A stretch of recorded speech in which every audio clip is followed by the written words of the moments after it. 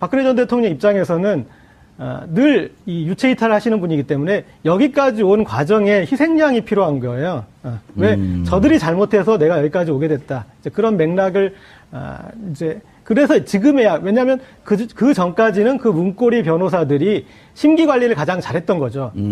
그분들이 변론을 잘한 게 아니라 심기 관리를 잘해서 대통령 뜻에 맞게 얘기를 만들어줘서 맞춰줬기 때문에 옆에 있을 수 있었는데 그들 때문에 지금 여기까지 이르렀고 그리고 이제 의미 있는 지적이시네요. 역시 시사인 고지였습니다.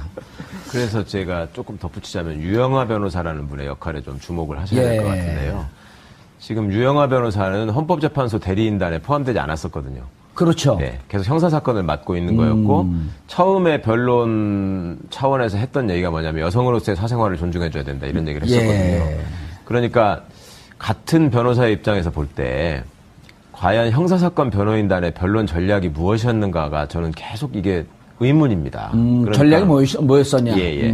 그러니까 헌법재판소도 물론 우왕좌왕하는 모습을 보이긴 했지만 변호사가 여러 명 있을 때는 말입니다. 변호사가 여러 명 있을 때는 각자의 역할 분담이 있어야 되거든요. 그래야지 그 당사자를 위한 효율적인 변론이 됩니다. 당연히 그렇지 않겠습니까? 그 여러 사람들이 똑같은 얘기만 반복해서도 안 되고 또 각 전문 분야에서 기여를 해줘야 되는 것인데 지금 우리 고 기자님 말씀하신 것처럼 만나러 가서 직접 얘기하는 변호사는 딱 한정돼 있었어요. 한 명 아니면 두 명이고. 그렇죠. 그중에 지금도 이제 유영하 변호사가 계속 접견도 하고 뭘 하고 있다고 그랬는데 이분이 지금 시청자분들께서 유영하 변호사라는 이름을 검색을 해보시면 제일 먼저 등장하는 게 그 BBK 사건 때하고 관련이 있거든요. 그러니까 당내 경선을 할 때. 김경준 만나러 미국에 몰래 갔다 왔던 그렇습니다. 변호사. 이명박 씨하고 당내 경선을 할 적에 그 김경준 씨를 설득하러 미국에 가서 돌아와가지고 말하자면 이명박한테 불리한 증언을 해달라 이런 걸 하러 만나러 간 사람이 유영하 변호사잖아요. 그러니까 혹은 들어오지 못하게 하든지. 그렇게 하든지. 그러니까 결국은 그때도 어떤 정치적으로 그러니까 사건을 정치적으로 몰아가서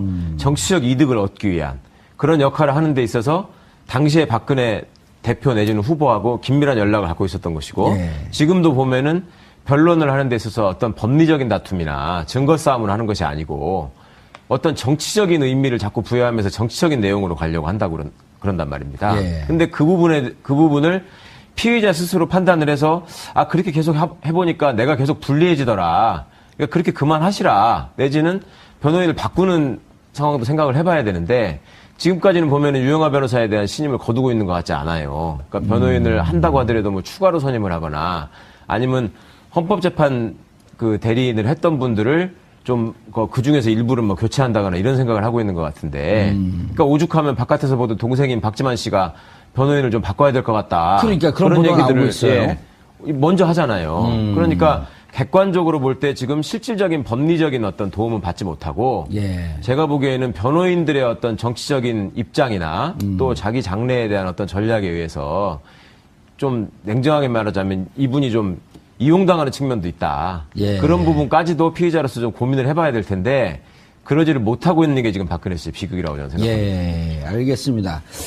허성문 비서관님, 그러니까 지금 이제 두 분들 얘기를 이렇게 전체적으로 보면은 큰 축이 이제 두 개가 있는 거예요. 그 박근혜 전 대통령의 대변인이 유영하를 중심으로 한 이제 뭐 아까 변상시라고 표현했는데 변호인 십상시를 줄여서 이제 변상시라고 그런 것 같아요. 유영하를 중심으로 해서 박근혜 대통령의 심기 변론을 잘하는 이런 변호사 축이 있고, 그다음 다른 한쪽에서 최재경 등을 중심으로 한 이건 법리 싸움을 해야 된다. 그렇죠. 축이 있었는데 계속 이제 이쪽에 그 딜이 밟힌 거거든요. 그 계속 유영하 주장만 듣고 있었던 거란 말이에요. 그렇죠. 특검에 조사 나가야 된다. 헌재 재판관에 가서 출석해서 얘기해야 된다. 그런데 최재경이 3월 10일 이후에 이제 보도된 바에 따르면 합류하지 않은 것은 유영하가 너무 좌지우지하고 있기 때문에 들어가봐야 얘기 안 먹힌다. 이런 보도들이 나오고 있거든요. 그렇습니다. 그 보도도 뭐 굉장히 합리적인 그 보도라고 생각을 하는데 사실은 이제 최재경 민정수석이 관둘 때 상으로 다시 한번 돌아가 보면은 유영하 변호사를 갑자기 박근혜 전 대통령이 불러들였어요. 그리고 어쨌든 그 이 형사 이제 특수본 1기죠. 그 조사에 대응하는 변호사로 지정을 한 거죠. 그리고 나서 이제 뭐 아까 변호사님 말씀처럼 뭐 여성으로의 사생활 이야기도 했지만은 더 중요한 이야기 하나를 뭘 했는가 하면은 조작과 거짓으로 쌓아 올린 사상 누각이다 이 말을 했어요. 검찰 수사를. 그러고 난 다음에 어쨌든 최재경 민정수석이 간둔다는 이야기가 나오기 시작했죠. 그때 이제 세간의 추측은 그런 거였습니다. 아, 최재경 민정수석은 검찰 내에서 굉장히 신망도 높고 어쨌든 지검장도 했고 어쨌든 뭐 자존심도 강한 그리고 박근혜 정권의 뒷설거지를 하려고 어렵게 들어온 사람인데 유영아 수준의 변호사한테 이렇게 지휘를 받는 모습은 이게 견딜 수 없는 모욕이 아닌가. 예. 그리고 방금 말씀하셨듯이 유영아 전 변호사는 어쨌든 그런 정치투쟁 일종의 그런 모습을 가지고 예. 또 최재경 민정수석 라인은 어쨌든 이제 검찰을 잘 아는 사람으로서 법리나 또 일부는 시인하고 일부는 방어하는 이런 전략인데 그 대충돌 그런 두 가지 측면에서 최재경 라인이 도대체 견딜 수 없었던 게 아닌가 하는 그런 게 지금까지도 계속되고 있는 것으로 그렇게 세간에서는 느끼고 있습니다. 그렇게 평가가 되는 거죠. 예, 예. 세간에 느끼는 건 여기서 전하지 마세요. 본인의 그 정확한 판단을 저도 얘기해 세간의 줘야죠. 한 명입니다. 세간 한 명이. 그런데 그러면 지금 이제 최 변호사님 작전을 바꾸거나 예. 흐름을 틀으려고 하면 예를 들어 박지만 동생의 얘기대로 이거 도대체 객관적으로 보이는 거 아니야? 박지만 입장에서는 이거 변호인 전략 실패한 거 아니냐? 그런데 유영아만 계속 지금 접견을 가고 있단 말이에요. 네. 이걸 확대하거나 방향을 바꿀 수 있을까요? 그러니까요. 그 과정에서 하여튼 당사자인 피의자 본인의 의사가 중요한 것인데, 그러니까 동생도 가서 뭐 이제 그 서양희 변호사, 그 부인인 서양희 그것도 변호사 변호사가 아니에요. 가서 접견을 했다는 거잖아요. 아마 그 동안에 쭉 접견을 안 하고 있다가 지금 가서 만난 이유는 이제 박지만 씨 의견을 좀 전달하고 서양희 변호사가 자기 중심으로 좀 변론단을 꾸려보겠다. 그런 의견을 아마 제시했을 것 같아요. 근데 그거를 본인이 받아들여야지 그게 가능한 것이지. 본인이 싫다는데 바깥에서 강제로 그냥 이 사람들이랑 그냥 하라고 이렇게 할 수 있는 사람들이 지금 없잖아요. 그리고 그런 얘기를 하면은 또 오히려 레이저를 맞았을 가능성이 있기 때문에 하여튼 본인이 처음부터 자꾸 무덤을 파고 들어가고 지금 상황에서도 누가 좀 꺼내주려고 해도 자꾸 그걸 뿌리치는 이런 상황이 계속되고 있는 거 아닌가 싶어요. 그러니까 거기 들어갔으면 좀 현실을 이제 인정을 해야 되는데 답답하네. 이제 그 빵 선배로서 가서 얘기해주고 싶기도 하고. 예? 왜냐하면 일단 징역에 들어가면 징역 표현 중에 감옥 표현 중에 꽂힌다는 표현이 있어요. 네. 그 변호인 접견 가서 많이 느껴보셨잖아요. 감옥 안에 사는 사람들은 정보가 제한되어 있기 때문에 이거 아닌가 이렇게 의심하고 하게 되면 그 생각밖에 안 나는 거예요. 그렇죠. 예. 밖에서 누가 무슨 얘기를 해도 안 들어와요. 그리고 자기 유리한 쪽만 자꾸 보려고 하기 때문에 뭐 최근에 나왔던 감옥에 있을 때 불리한 쪽으로 자꾸만 보여요. 이게 나한테 그 꽂혀갖고 그 생각만 계속 하면 교도관들이 그걸 설득하는 게 그렇게 힘이 드는데 박근혜 대통령 스타일로 제가 보면은 이건 더욱더 유영아 변호사를 찰떡같이 신봉할 위험성이 더 높다. 이렇게 보여요. 그럴 수 있겠죠. 예. 보면은 이제 박근혜 전 대통령이 이런 사건과 연루되어서 하지 않았으면 좋았던 일을 주로 한 거는 이제 신년 이후거든요. 그러니까 12월 3일까지 이제 3차 대국민 담화까지 담화의 과정은 조금씩 잘못에 대해서 인정하고. 더 깊이 있게 인정하는 과정이었어요. 마지막 담화에서는 하야 그렇죠. 그 플랜까지도 달라, 프로세스까지 달라 이렇게 얘기했잖아요. 네. 그러니까 거기는 아주 정상 과정이었는데 갑자기 이제 신년에서 기자들 불려가지고 뭐 완전히 엮인 것이라니. 그다음에 또 정규제 TV에 출연을 해서 처음부터 기획된 일이 아닌가 싶다. 뭐 이런 표현으로 이렇게 가던 거. 그러니까 만약에 이제 재판이나 이런 거에 있는 어떤 그 피의자에 대해서 정상적인 변호인이라면 그런데 나가서 그런 식으로 얘기할 이 필요가 없다라고 말렸을 일이잖아요. 그런데 그렇게 본인 속풀이를 그냥 이렇게 하게 내비둔 어떤 그런 이제 법률 조언단 그들이 이렇게 검찰 조사는 응하지도 않으면서. 네. 여론 이제 그러니까 여론전으로 풀려고 했던 것들, 이제 그런 것들을 이렇게 진행했던 것에 대해서 이제 문제 제기가 좀 본격적으로 나오는 것 같고, 그리고 이제서야 이제 사람이 좀 이렇게 고립되거나 감옥이나 군대 가 보면은 그래도 이제 드디어 피가 물보다 진하다라는 생각을 좀 하게 되지 않습니까? 그러니까 드디어 이제 박지만 서양희 부부가 좀 역할이 나오면서 그러다 보면은 가장 지금까지 문고리에 있었던 사람과의 충돌이 불가피할 수밖에 없고 그래서 지금 이제 유영아 변호인에 대해서 박근혜 전 대통령 입장에서는 늘 이 유체 이탈을 하시는 분이기 때문에 여기까지 온 과정에 희생양이 필요한 거예요. 왜 저들이 잘못해서 내가 여기까지 오게 됐다. 이제 그런 맥락을 이제 그래서 지금에야 왜냐하면 그 전까지는 그 문고리 변호사들이 심기 관리를 가장 잘했던 거죠. 그분들이 심기 변론을 변론을 잘했다. 잘한 게 아니라 심기 관리를 잘해서 대통령 뜻에 맞게 얘기를 만들어줘서 맞춰줬기 때문에 옆에 있을 수 있었는데 그들 때문에 지금 여기까지 이르렀고 그리고 이제 예, 의미 있는 지적이시네요. 역시 시사인 고지였습니다. 그래서 제가 조금 덧붙이자면 유영하 변호사라는 분의 역할에 좀 주목을 하셔야 될 것 예. 같은데요. 지금 유영하 변호사는 헌법재판소 대리인단에 포함되지 않았었거든요. 그렇죠. 네, 계속 형사사건을 맡고 있는 거였고 처음에 변론 차원에서 했던 얘기가 뭐냐면 여성으로서의 사생활을 존중해줘야 된다 이런 얘기를 했었거든요. 예. 그러니까 같은 변호사의 입장에서 볼 때 과연 형사사건 변호인단의 변론 전략이 무엇이었는가가 저는 계속 이게 의문입니다. 그러니까 전략이 뭐였었냐? 예. 그러니까 헌법재판소도 물론 우왕좌왕하는 모습을 보이긴 했지만 변호사가 여러 명 있을 때는 말입니다. 예. 변호사가 여러 명 있을 때는 각자의 역할 분담이 있어야 되거든요. 그래야지 그 당사자를 위한 효율적인 변론이 됩니다. 당연히 그렇지 않겠습니까? 그 여러 사람들이 똑같은 얘기만 반복해서도 안 되고 또 각 전문 분야에서 기여를 해줘야 되는 것인데 예. 지금 우리 고 기자님 말씀하신 것처럼 만나러 가서 직접 얘기하는 변호사는 딱 한정돼 있었어요. 한 명 아니면 두 명이고. 그렇죠. 그중에 지금도 이제 유영하 변호사가 계속 접견도 하고 뭘 하고 있다고 그랬는데 이분이 지금 시청자분들께서 유영하 변호사라는 이름을 검색을 해보시면 제일 먼저 등장하는 게 그 BBK 사건 때하고 예. 관련이 있거든요. 그러니까 당내 경선을 할 때. 김경준 만나러 미국에 몰래 갔다 왔던 그렇습니다. 변호사. 예. 이명박 씨하고 당내 경선을 할 적에 그 김경준 씨를 설득하러 미국에 가서 돌아와가지고 말하자면 이명박한테 불리한 증언을 해달라 이런 걸 하러 만나러 간 사람이 유영하 변호사잖아요. 예. 그러니까 혹은 들어오지 못하게 하든지. 네, 예. 그렇게 하든지. 그러니까 결국은 그때도 어떤 정치적으로 그러니까 사건을 정치적으로 몰아가서 정치적 이득을 얻기 위한 그런 역할을 하는 데 있어서 당시에 박근혜 대표 내지는 후보하고 긴밀한 연락을 갖고 있었던 것이고 예. 지금도 보면은 변론을 하는 데 있어서 어떤 법리적인 다툼이나 증거 싸움을 하는 것이 아니고 어떤 정치적인 의미를 자꾸 부여하면서 정치적인 내용으로 가려고 한다고 그런단 말입니다. 예. 근데 그 부분을 피의자 스스로 판단을 해서 그렇게 계속 해보니까 내가 계속 불리해지더라. 그러니까 그렇게 그만하시라. 내지는 변호인을 바꾸는 상황도 생각을 해봐야 되는데 지금까지는 보면은 유영하 변호사에 대한 신임을 거두고 있는 것 같지 않아요. 그러니까 변호인을 한다고 하더라도 뭐 추가로 선임을 하거나 아니면 헌법재판 그 대리인을 했던 분들을 좀 그 중에서 일부를 뭐 교체한다거나 이런 생각을 하고 있는 것 같은데 그러니까 오죽하면 바깥에서 보던 동생인 박지만 씨가 변호인을 좀 바꿔야 될 것 같다. 그러니까 그런 보도가 나오고 있어요.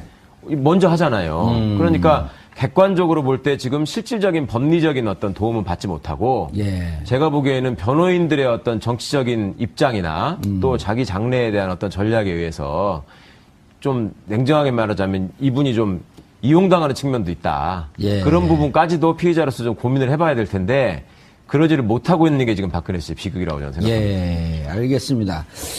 허정문 비서관님, 그러니까 지금 이제 두 분들 얘기를 이렇게 전체적으로 보면은 큰 축이 이제 두 개가 있는 거예요. 그 박근혜 전 대통령의 대변인이 유영하를 중심으로 한 이제 뭐 아까 변상시라고 표현했는데 변호인 십상시를 줄여서 이제 변상시라고 그런 것 같아요.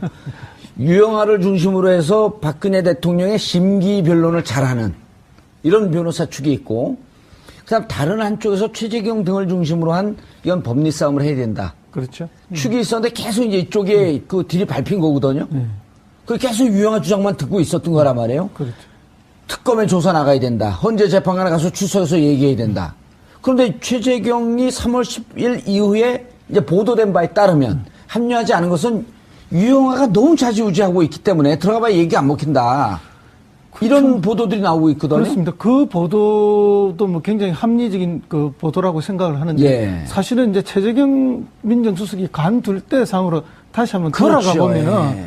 유영하 변호사를 갑자기 박근혜 전 대통령이 불러들였어요. 예. 그리고 어쨌든 그 이 형사 이제 특수본 1기죠. 예. 그 조사에 대응하는 변호사로 지정을 한 거죠.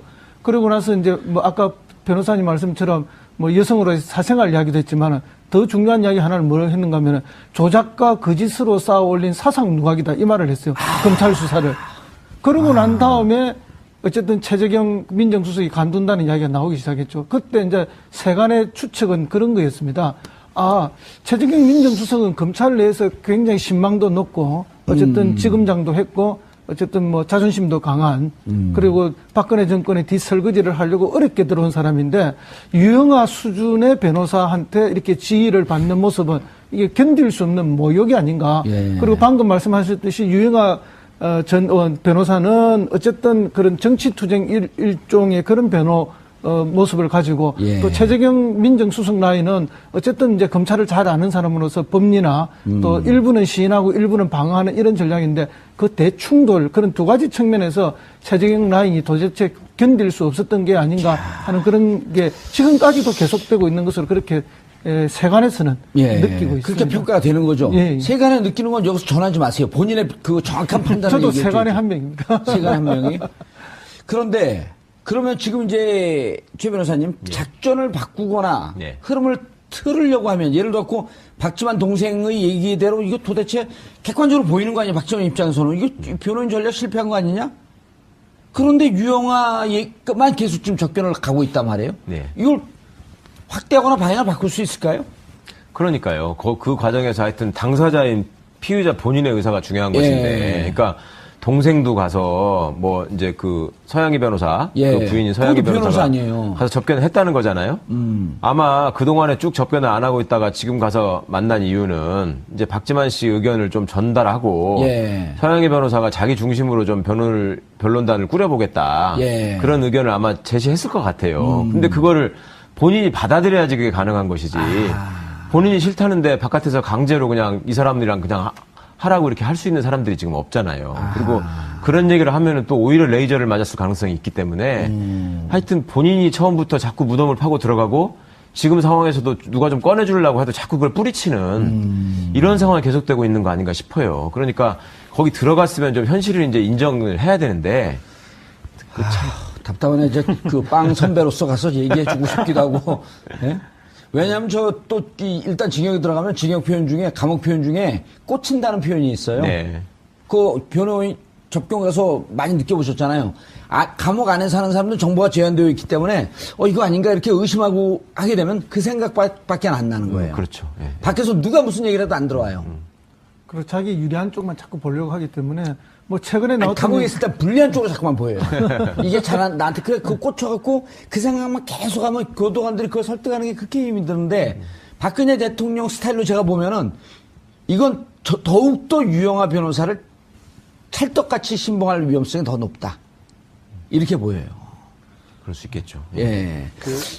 보면은 이제 박근혜 전 대통령이 이런 사건과 연루되어서 하지 않았으면 좋았던 일을 주로 한 거는 이제 신년 이후거든요. 그러니까 12월 3일까지 이제 3차 대국민 담화까지 담화의 과정은 조금씩 잘못에 대해서 인정하고, 더 깊이 있게 인정하는 과정이었어요. 마지막 담화에서는 그렇죠. 그 플랜까지도 달라, 프로세스까지 달라 이렇게 얘기했잖아요. 그러니까 거기는 아주 정상 과정이었는데 갑자기 이제 신년에서 기자들 불려가지고 뭐 완전히 엮인 것이라니. 그다음에 또 정규제 TV에 출연을 해서 처음부터 기획된 일이 아닌가 싶다. 뭐 이런 표현으로 이렇게 가던 거. 그러니까 만약에 이제 재판이나 이런 거에 있는 어떤 그 피의자에 대해서 정상적인 변호인이라면 그런데 나가서 그런 식으로 얘기할 이 필요가 없다라고 말렸을 일이잖아요. 그런데 그렇게 본인 속풀이를 그냥 이렇게 하게 내비둔 어떤 그런 이제 법률 조언단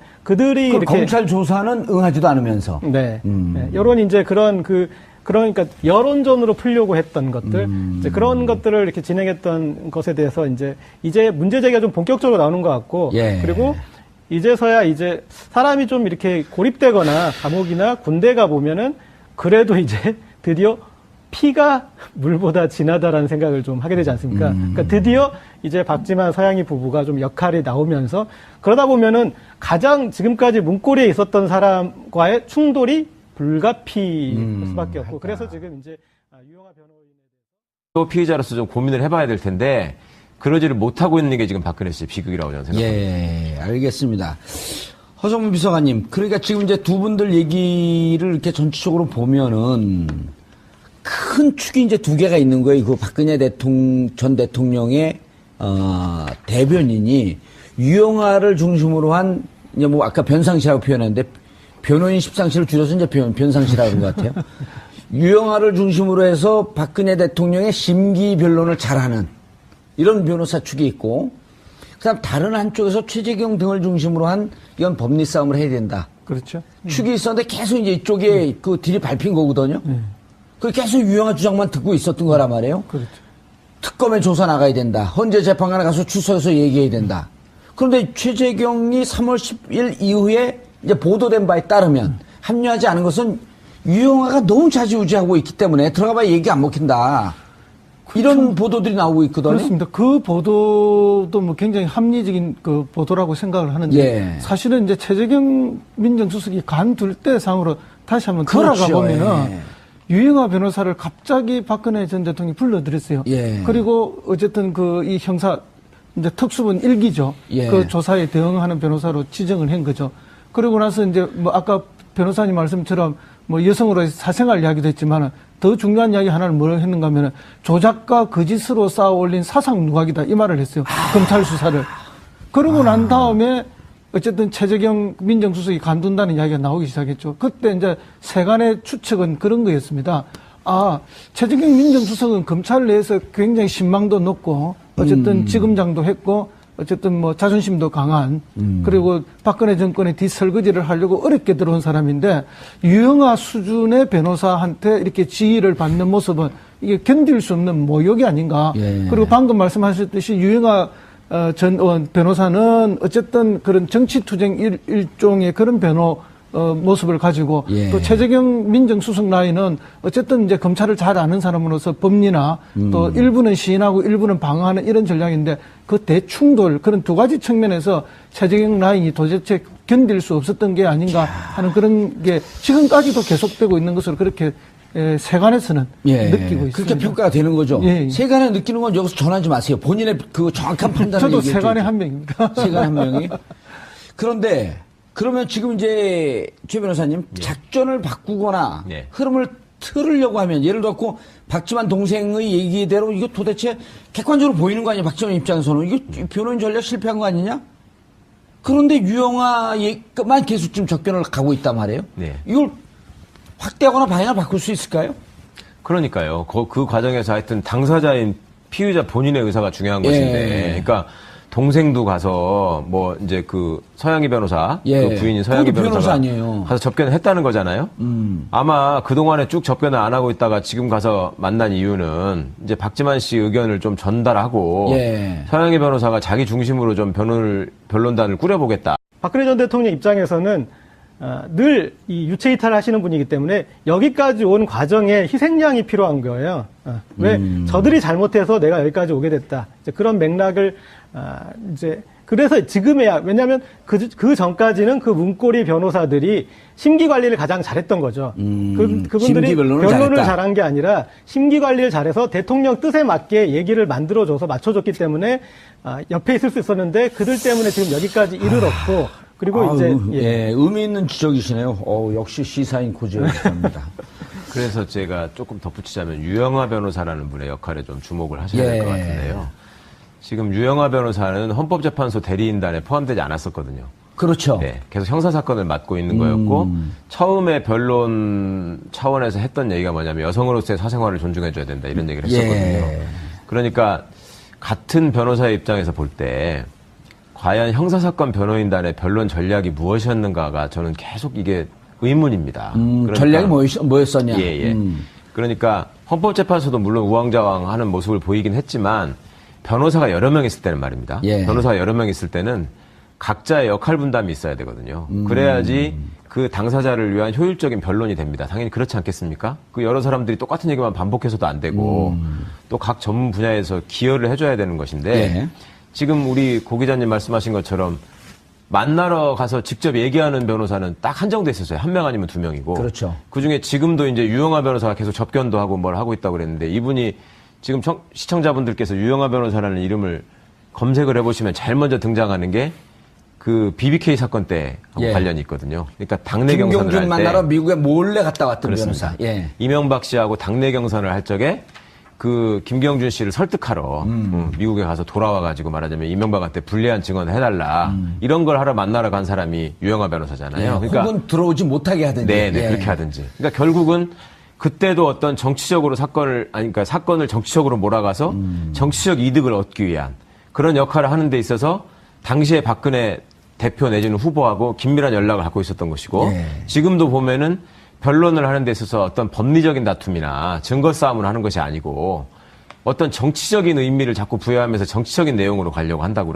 그런단 말입니다. 예. 근데 그 부분을 피의자 스스로 판단을 해서 아 그렇게 계속 해보니까 내가 계속 불리해지더라. 그러니까 그렇게 그만하시라. 내지는 변호인을 바꾸는 상황도 생각을 해봐야 되는데 지금까지는 보면은 유영하 변호사에 대한 신임을 거두고 있는 것 같지 않아요. 그러니까 변호인을 한다고 하더라도 뭐 추가로 선임을 하거나 아니면 헌법재판 그 대리인을 했던 분들을 좀 그 중에서 일부를 뭐 교체한다거나 이런 생각을 하고 있는 것 같은데 그러니까 오죽하면 바깥에서 보던 동생인 박지만 씨가 변호인을 좀 바꿔야 될 것 같다. 그러니까 그런 보도가 나오고 있어요. 예, 먼저 하잖아요. 그러니까 객관적으로 볼 때 지금 실질적인 법리적인 어떤 도움은 받지 못하고 예. 제가 보기에는 변호인들의 어떤 정치적인 입장이나 또 자기 장래에 대한 어떤 전략에 의해서 좀 냉정하게 말하자면 이분이 좀 이용당하는 측면도 있다. 예. 그런 부분까지도 예. 그런 의견을 아마 제시했을 것 같아요. 근데 그거를 본인이 받아들여야지 그게 가능한 것이지. 본인이 싫다는데 바깥에서 강제로 그냥 이 사람들이랑 그냥 하라고 이렇게 할 수 있는 사람들이 지금 없잖아요. 그리고 그런 얘기를 하면은 또 오히려 레이저를 맞았을 가능성이 있기 때문에 하여튼 본인이 처음부터 자꾸 무덤을 파고 들어가고 지금 상황에서도 누가 좀 꺼내주려고 해도 자꾸 그걸 뿌리치는 이런 상황이 계속되고 있는 거 아닌가 싶어요. 그러니까 거기 들어갔으면 좀 현실을 이제 인정을 해야 되는데 답답하네. 이제 그 빵 선배로서 가서 얘기해주고 싶기도 하고. 예? 왜냐하면 일단 징역에 들어가면 징역 표현 중에 감옥 표현 중에 꽂힌다는 표현이 있어요. 네. 그 변호인 접경 가서 많이 느껴보셨잖아요. 감옥 안에 사는 사람들은 정보가 제한되어 있기 때문에 이거 아닌가 이렇게 의심하고 하게 되면 그 생각밖에 안 나는 거예요. 그렇죠. 예. 밖에서 누가 무슨 얘기를 해도 안 들어와요. 그리고 자기 유리한 쪽만 자꾸 보려고 하기 때문에 뭐 최근에 아니, 나왔던 감옥에 있을 때 불리한 쪽으로 자꾸만 보여요. 이게 나한테 그 꽂혀갖고 그 생각만 계속 하면 교도관들이 그걸 설득하는 게 그렇게 힘이 드는데 박근혜 대통령 스타일로 제가 보면은 이건 더욱더 유영하 변호사를 찰떡같이 신봉할 위험성이 더 높다. 이렇게 보여요. 그럴 수 있겠죠. 예. 보면은 이제 박근혜 전 대통령이 이런 사건과 연루되어서 하지 않았으면 좋았던 일을 주로 한 거는 이제 신년 이후거든요. 그러니까 12월 3일까지 이제 3차 대국민 담화까지 담화의 과정은 조금씩 잘못에 대해서 인정하고. 더 예. 깊이 있게 인정하는 과정이었어요. 마지막 담화에서는 하야 그렇죠. 그 플랜까지도 달라, 프로세스까지 달라 이렇게 얘기했잖아요. 예, 그러니까 거기는 아주 정상 과정이었는데 갑자기 이제 신년에서 기자들 불려가지고 뭐 완전히 엮인 것이라니. 예. 그다음에 또 정규제 TV에 출연을 해서 처음부터 기획된 일이 아닌가 싶다. 뭐 이런 표현으로 이렇게 가던 거. 그러니까 만약에 이제 재판이나 이런 거에 있는 어떤 그 피의자에 대해서 정상적인 변호인이라면 그런데 나가서 그런 식으로 얘기할 이 필요가 없다라고 말렸을 일이잖아요. 그런데 그렇게 본인 속풀이를 그냥 이렇게 하게 내비둔 어떤 그런 이제 법률 조언단 그들이 이렇게 검찰 조사는 응하지도 않으면서. 네. 여론 이제 그러니까 여론전으로 풀려고 했던 것들, 이제 그런 것들을 이렇게 진행했던 것에 대해서 이제 문제 제기가 좀 본격적으로 나오는 것 같고, 예. 그리고 이제서야 이제 사람이 좀 이렇게 고립되거나 감옥이나 군대 가 보면은 그래도 이제 드디어 피가 물보다 진하다라는 생각을 좀 하게 되지 않습니까? 그러니까 드디어 이제 박지만 서양희 부부가 좀 역할이 나오면서 그러다 보면은 가장 지금까지 문고리에 있었던 사람과의 충돌이 불가피할 수밖에 없고 그래서 지금 이제 유영하 변호인에 대해서 박근혜 전 대통령 입장에서는 늘 이 유체 이탈을 하시는 분이기 때문에 여기까지 온 과정에 희생양이 필요한 거예요. 왜 저들이 잘못해서 내가 여기까지 오게 됐다. 이제 그런 맥락을 이제 그래서 지금에야 왜냐하면 그 전까지는 그 문고리 변호사들이 심기 관리를 가장 잘했던 거죠. 그분들이 변론을 잘한 게 아니라 심기 관리를 잘해서 변호인 십상시를 줄여서 이제 변상시라고 하는 것 같아요. 유영하를 중심으로 해서 박근혜 대통령의 심기 변론을 잘하는 이런 변호사 축이 있고 그다음 다른 한쪽에서 최재경 등을 중심으로 한 이건 법리 싸움을 해야 된다. 그렇죠. 축이 있었는데 계속 이제 이쪽에 그 딜이 밟힌 거거든요. 그 계속 유영아 주장만 듣고 있었던 거란 말이에요. 그렇죠. 특검에 조사 나가야 된다. 헌재 재판관에 가서 출석해서 얘기해야 된다. 그런데 최재경이 3월 10일 이후에 이제 보도된 바에 따르면 합류하지 않은 것은 유영아가 너무 좌지우지하고 있기 때문에 들어가봐야 얘기 안 먹힌다. 이런 보도들이 나오고 있거든요. 그렇습니다. 그 보도도 뭐 굉장히 합리적인 그 보도라고 생각을 하는데 예. 사실은 이제 최재경 민정수석이 간둘 때 상으로 다시 한번 그렇죠. 돌아가 보면은 예. 유영아 변호사를 갑자기 박근혜 전 대통령이 불러들였어요. 예. 그리고 어쨌든 그 이 형사 이제 특수본 1기죠. 예. 그 조사에 대응하는 변호사로 지정을 한 거죠. 그리고 나서 이제 뭐 아까 변호사님 말씀처럼 뭐 여성으로의 사생활 이야기도 했지만은 더 중요한 이야기 하나를 뭘 했는가 하면은 조작과 거짓으로 쌓아 올린 사상 누각이다 이 말을 했어요. 검찰 수사를. 그러고 난 다음에 어쨌든 최재경 민정수석이 간둔다는 이야기가 나오기 시작했죠. 그때 이제 세간의 추측은 그런 거였습니다. 아, 최재경 민정수석은 검찰 내에서 굉장히 신망도 높고 어쨌든 지검장도 했고 어쨌든 뭐 자존심도 강한 그리고 박근혜 정권의 뒷설거지를 하려고 어렵게 들어온 사람인데 유영아 수준의 변호사한테 이렇게 지휘를 받는 모습은 이게 견딜 수 없는 모욕이 아닌가. 예. 그리고 방금 말씀하셨듯이 유영아 전 변호사는 어쨌든 그런 정치투쟁 일종의 그런 모습을 가지고 예. 또 최재경 민정수석 라인은 어쨌든 이제 검찰을 잘 아는 사람으로서 법리나 또 일부는 시인하고 일부는 방어하는 이런 전략인데 그 대충돌 그런 두 가지 측면에서 최재경 라인이 도대체 견딜 수 없었던 게 아닌가 하는 그런 게 지금까지도 계속되고 있는 것으로 그렇게 세간에서는 느끼고 있습니다. 그렇게 평가가 되는 거죠. 예. 세간에 느끼는 건 여기서 전하지 마세요. 본인의 그 정확한 판단을 저도 얘기해 세간의 줘야죠. 한 명입니다. 세간의 한 명이. 그런데 그러면 지금 이제 최 변호사님 작전을 바꾸거나 예. 흐름을 틀으려고 하면 예를 들어 박지만 동생의 얘기대로 이거 도대체 객관적으로 보이는 거 아니야? 박지만 입장에서는 이거 변호인 전략 실패한 거 아니냐?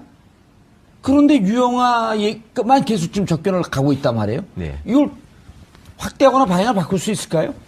그러니까요. 그 과정에서 하여튼 당사자인 피의자 본인의 의사가 중요한 예. 것인데, 그러니까 동생도 가서 뭐 이제 그 서양희 변호사, 예. 그 부인인 서양희 그것도 변호사 변호사가 아니에요. 가서 접견을 했다는 거잖아요. 아마 그 동안에 쭉 접견을 안 하고 있다가 지금 가서 만난 이유는 이제 박지만 씨 의견을 좀 전달하고 예. 서양희 변호사가 자기 중심으로 좀 변론단을 꾸려보겠다. 예. 그런 의견을 아마 제시했을 것 같아요. 근데 그거를 본인이 받아들여야지 그게 가능한 것이지.